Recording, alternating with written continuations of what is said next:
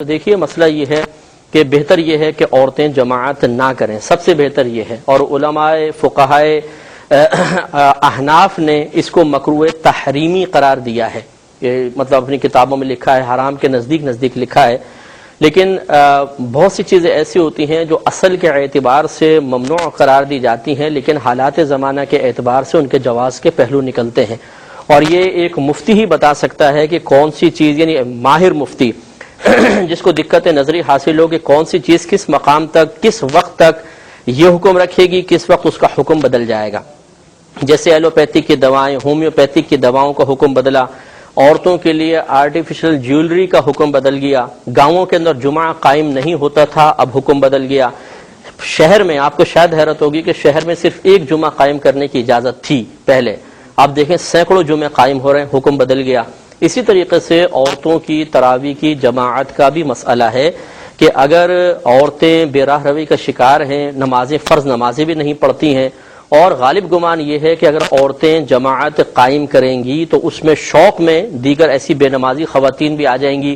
دین سے دور خواتین بھی آ جائیں گی، اور پھر اس میں ایسے درس قرآن یا درس حدیث کا اہتمام کیا جائے کہ جس سے عورتوں میں جذبہ بیدار ہو اور وہ فرض نمازوں کی طرف مائل ہو جائے، تو اس قسم کی نماز کو روکنا یہ اصل میں لوگوں کو دین کی طرف آنے سے روکنا ہے، اور یہ مطلب یہ کہ بالکل غیر مناسب فیصلہ ہوگا کہ ابھی بھی ہم وہ پرانے حکم پہ قائم رہیں، کیونکہ عورتوں کی جماعت کا مکروہ تحریمی ہونا صراحتاً کہیں سے ثابت نہیں ہے۔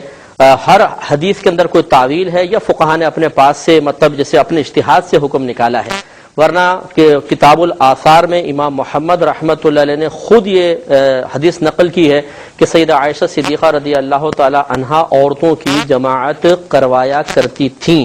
باقاعدہ یہ ثابت ہے۔ اور اس پر جو بعض علماء احناف نے یہ لکھا کہ یہ شروع اسلام کی بات تھی، اس کا تعاقب کرتے ہوئے صاحب فتح القدیر نے اس کا رد کیا ہے کہ شروع اسلام کی بات کیسے ہو سکتی ہے، جبکہ نبی کریم صلی اللہ علیہ وسلم کے اعلان نبوت کے بعد 13 سال تک آپ مکہ المکرمہ میں رہے، اور پھر آپ مدینہ منورہ آخری 10 سال میں آئے۔ جس وقت آپ نے ہجرت فرمائی تو سیدہ عائشہ صدیقہ رضی اللہ تعالی عنہا کی عمر 6 سال تھی، تو آپ فرماتے ہیں یقیناً اگر انہوں نے جماعت کروائی تو بلوغت کے بعد ہی کروائی ہوگی، تو پھر وہ مدینہ آ کر کم از کم 3 سال بعد انہوں نے جماعت کروائی ہوگی، تو 13 سال مکی زندگی کے 3 سال لے لیجیے، 16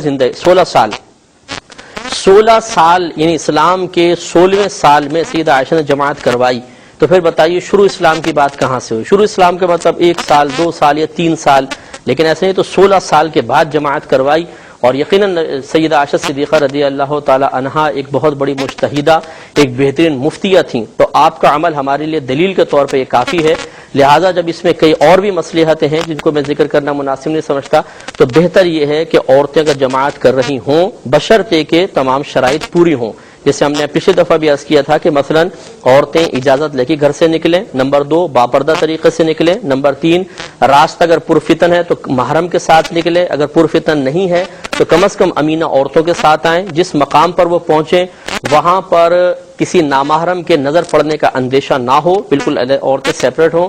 نمبر 7 اور جو امام ہو عورتوں کی وہ بالکل مسائل نماز سے مکمل طور پر واقف ہونی چاہیے، اور وہاں پہ عورتوں کا اجتماع فقط دین کی خاطر ہو، اللہ کی رضا کی خاطر ہو، یہ نہیں کہ آ کے غیبتیں چغلیاں کرنے کے لیے جمع ہو جائیں اور اپنے نام عمل خالی کر کے باہر نکلیں۔ اور پھر بھی ہمارا مشورہ یہ ہوگا کہ ایسی چیزوں کو عادت نہ بنایا جائے، جیسے اب رمضان میں تراویح آ رہی ہے، ٹھیک ہے کر لی، کبھی کبھار صلاۃ التسبیح کی جماعت ہو گئی، تو اس میں چونکہ کئی مصالح شرعیہ فی زمانہ نظر آتے ہیں، لہٰذا حکم جواز ہی ہونا چاہیے۔ ایک یہ بہن نے فرمایا تھا کہ اگر کہیں پر ایسا انتظام ہے کہ مرد امام ہے اور خواتین پردے میں رہ کر جماعت سے نماز پڑھ سکتی ہیں تراویح کی، تو پھر افضل کیا ہوگا، اس مرد کے پیچھے عورتوں کا جمع ہونا یا الگ عورتوں کی جماعت قائم کرنا؟ لیکن اس میں ہمارا مشورہ یہ ہے کہ پھر اس مرد کے پیچھے جماعت قائم کرنا عورتوں کے لیے یہ مستحب ہوگا،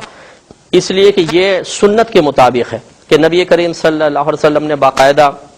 مردوں اور عورتوں کی جماعت فرمائی ہے، تو یہ ایک شباہت اس کی سنت کے مطابق جماعت کے قیام سے ہو جائے گی، جبکہ علیحدہ عورتوں کی جماعت قائم کرنا چونکہ اتنا رائج نہیں تھا، اگرچہ سیدہ عائشہ صدیقہ رضی اللہ تعالیٰ عنہ سے یقیناً ثابت ہے، لیکن باقاعدہ اس طرح اس کا رواج نہ رہا، تو بہتر یہ ہے کہ اگر کسی جگہ پر ہماری ذکر کردہ شرائط کے مطابق خواتین جمع ہوتی ہیں، مرد امام ہے اور بالکل پردے میں رہ کے تراویح کا اہتمام ہوتا ہے، تو بہنیں بالکل پڑھ سکتی ہیں، اور ہمارے کراچی میں بے شمار مقامات پر اسی طرح خواتین آ کر نماز پڑھ رہی ہیں۔